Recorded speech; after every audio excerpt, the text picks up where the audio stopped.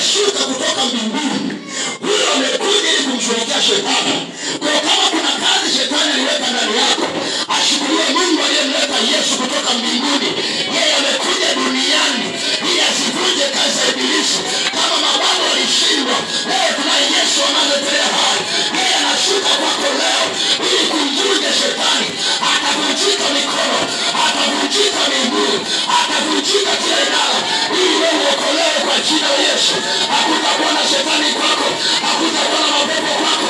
Yesu amedhihirishwa ili asivunje kazi ya shetani.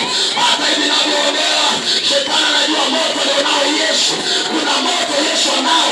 Ukishuka kwako leo, lazima kazi zake zivunjike, magonjwa yavunjike, mapepo yavunjike, vifo vinavunjika, mateso yanavunjika.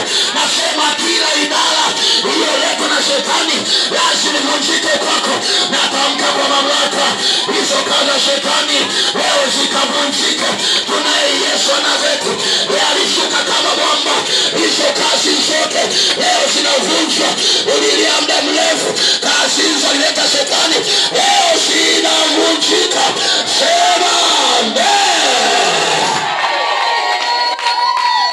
Sema we shetani, asubuhi ya leo ninakuamuru kwa jina la Yesu, kila kazi zako mbovu leo nazivunja, leo nazivunja.